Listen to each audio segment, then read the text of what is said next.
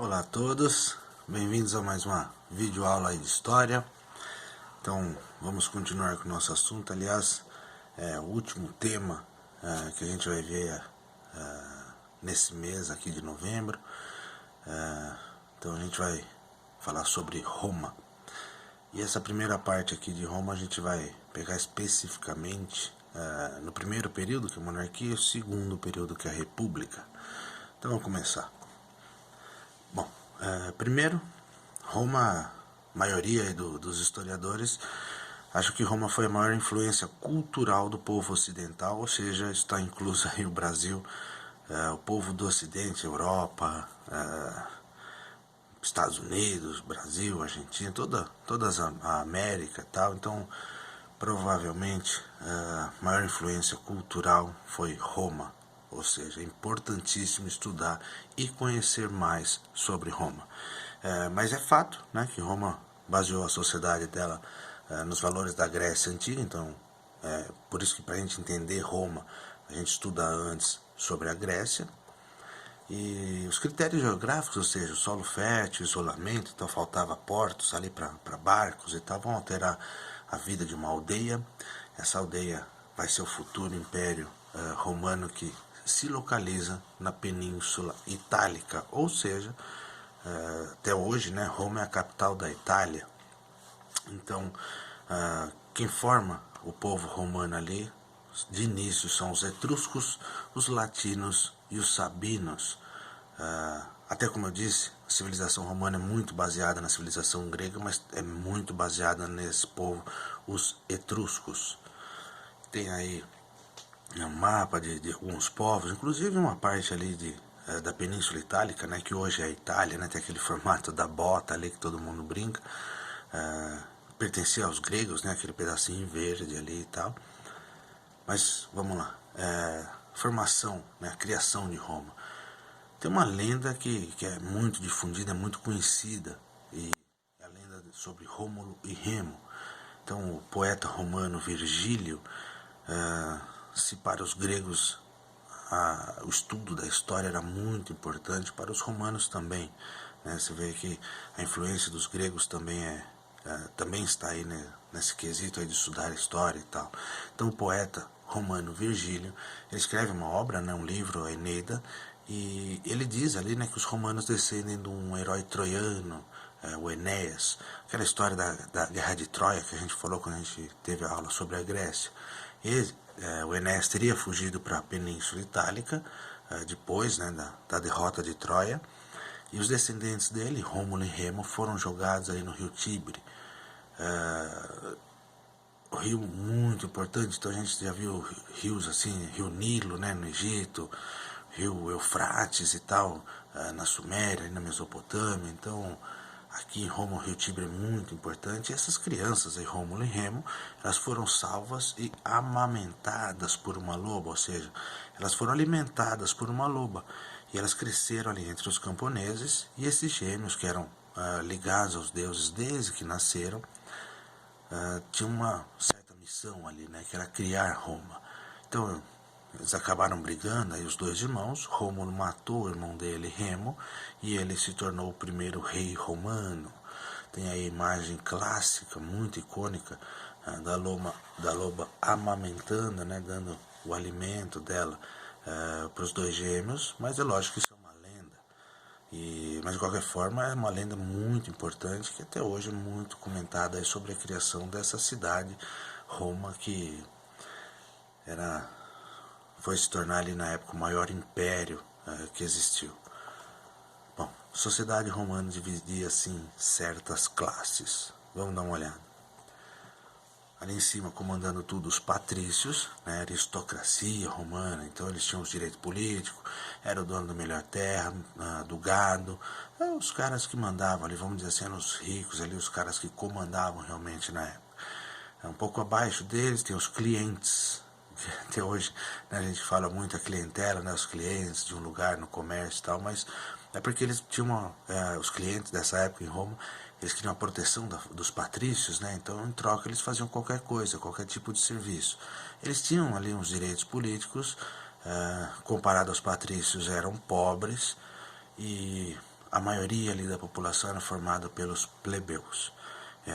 Eram dono de pouco, nenhuma terra, pequenos camponeses, artesãos, comerciantes, ou seja, eram homens livres, sem direito político, mas que se entrassem em problema, a maioria das vezes por dívida, eles, vamos dizer assim, acabavam escravizados. Então os escravos, até que eram poucos, entre aspas, nesse período, e eles não eram considerados cidadãos de Roma, não tinham qualquer direito, e a maioria era prisioneira de guerra, ou nessa questão aí virava escravo por causa de dívida.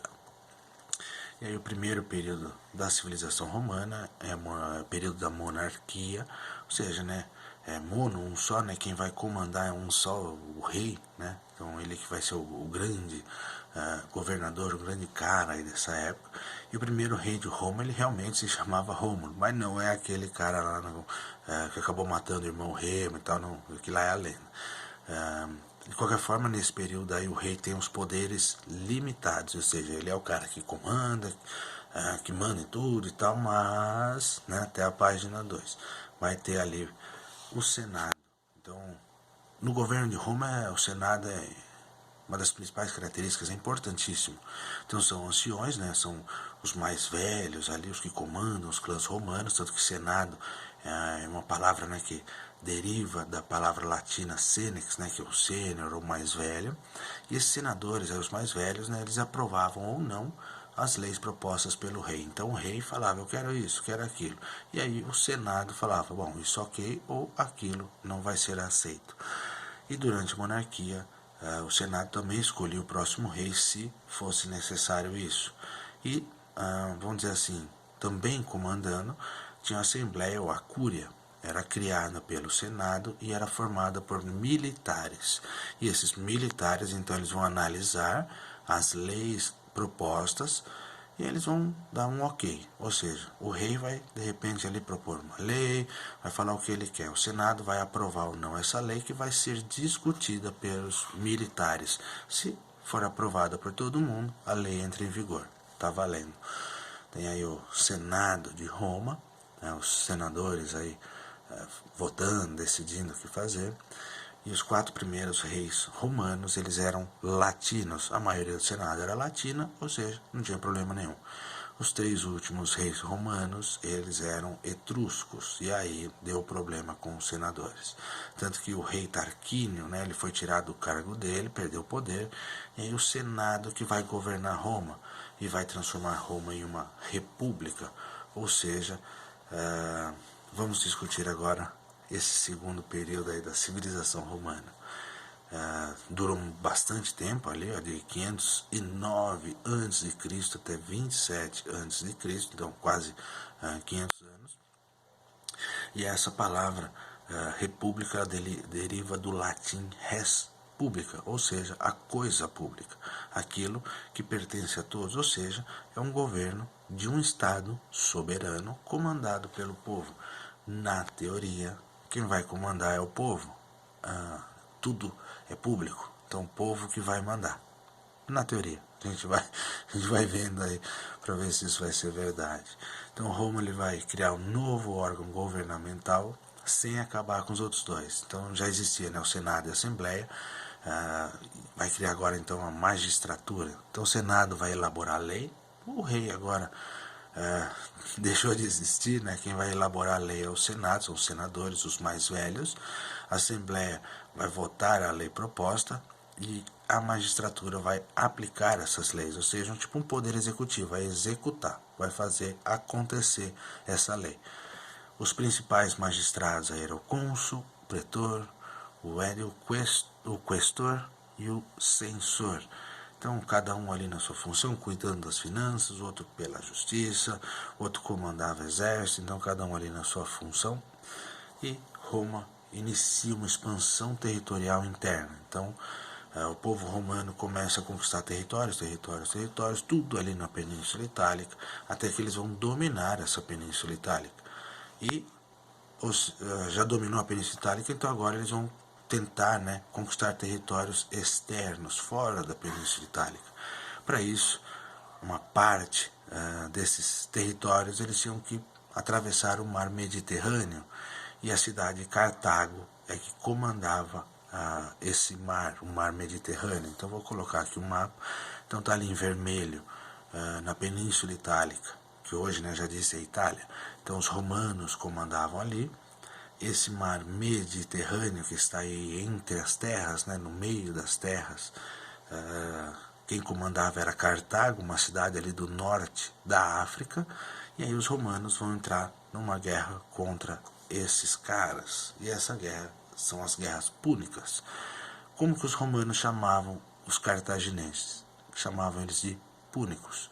Então, o pessoal que morava em Cartago, os cartaginenses e tal, como que os romanos chamavam eles? Púnicos. E ali, de 264 até 146 a.C., quase 100 anos aí, várias guerras vão acontecer. E a consequência final foi que Roma dominou esse mar Mediterrâneo, tanto que é uma época que era chamada ali de Mare Nostrum, né? O mar nosso, o nosso mar. Então, o território que Roma vai comandar ali é enorme, da Península Ibérica, Portugal, Espanha, ali daquele canto esquerdo ali, passa por todo a Europa, quase todo o sul ali da Europa, a Itália, chega no Oriente Médio, uma parte ali do norte da África, em Cartago, ou seja, enorme realmente, o território que os romanos dominaram, não era pouca coisa não.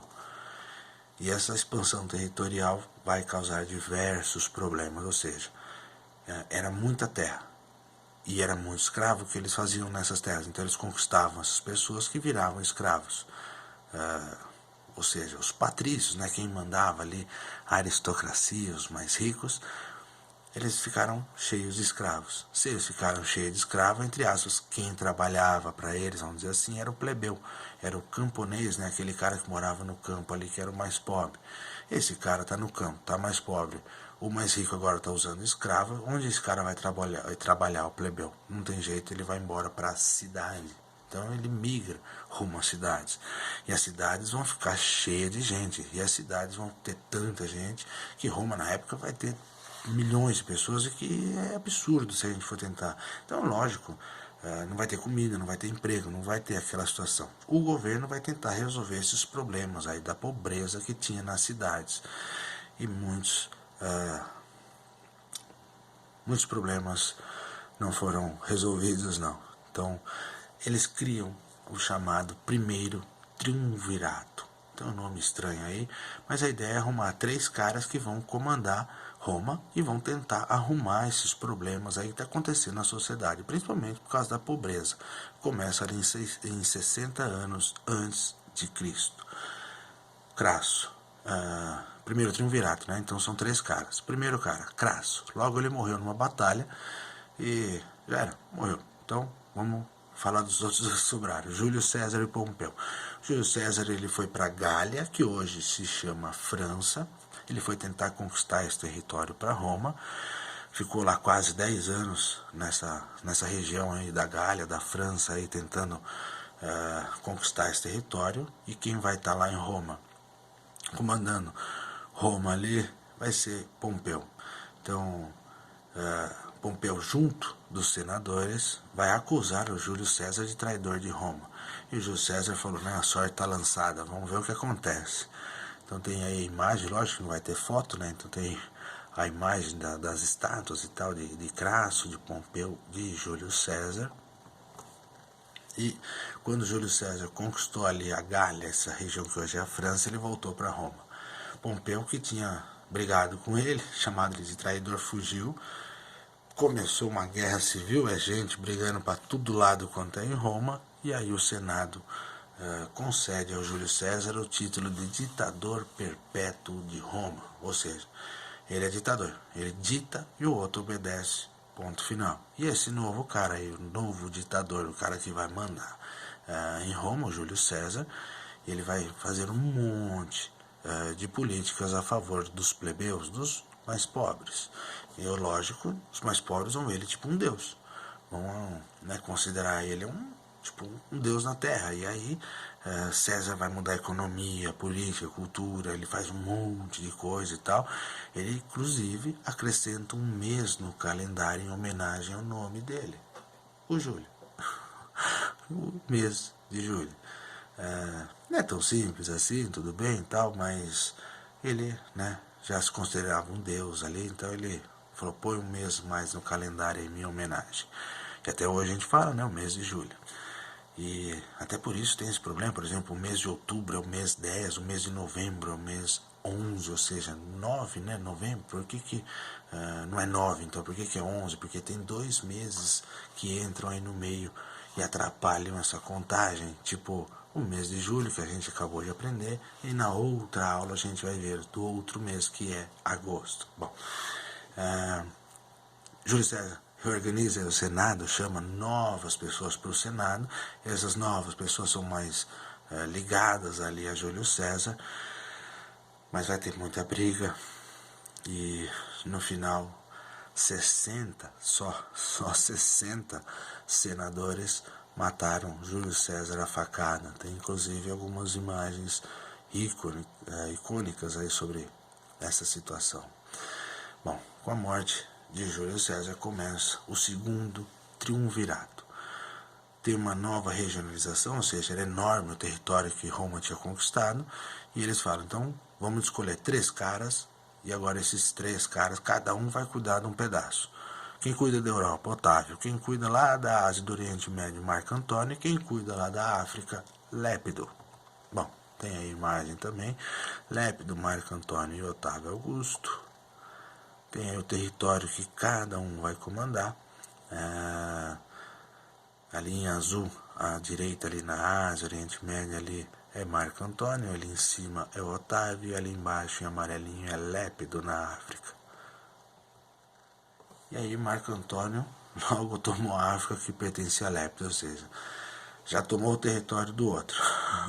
E ele arruma um caso amoroso ali, e que vai entrar na história, vai ser muito comentado, então a gente vai falar sobre ela agora, Cleópatra, né, rainha do Egito. Eu não sei se alguém já ouviu falar, mas provavelmente vai ouvir falar bastante. Então essa Cleópatra, rainha do Egito, era descendente, né, dos reis gregos que mandavam no Egito. Ela é chamada até hoje assim né, ela é tipo um mito assim de beleza, de sedução e tal. E essa rainha Cleópatra já tinha sido amante de Júlio César, né, que morreu lá com as facadas, os senadores e tal. Ela tinha tido inclusive um filho com ele, mas agora ela estava tendo um caso amoroso com Marco Antônio. E ela segue, né, como governante do Egito, inclusive aliada a Roma. Tem a imagem de Cleópatra.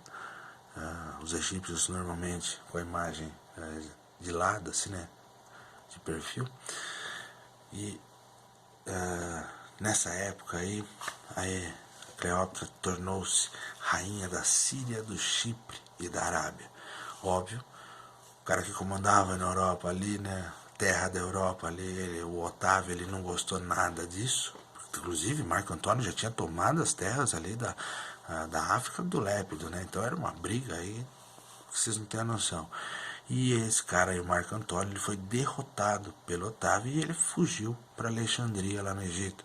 Tá vendo? Toda aquela história, a gente já estudou Egito, já estudamos os gregos, já estudamos Alexandre o Grande e assim por diante. Então tá tudo envolvido aí. Agora tá a briga na mão dos romanos.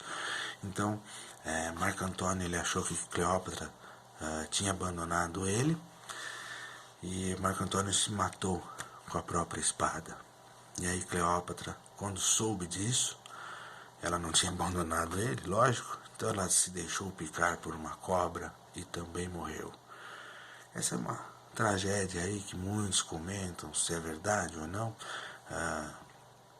Se o Marco Antônio realmente cometeu suicídio por causa da Cleópatra, se a Cleópatra se deixou picar por uma cobra, assim por diante, mas de qualquer forma vai dar rolo, aliás já deu rolo, né? E aí essa fase aí de república, ela vai se encerrar, e aí na próxima aula a gente continua provavelmente o nosso último assunto sobre Roma. Então, mais uma vez, obrigado a todos. Juízo. As aulas agora são quinzenais, não se esqueçam disso. Fico aí na guarda aí das atividades, aí, né, normalmente das fotos e tal no caderno. Então, brigadão, juízo, e a gente se fala. Até mais.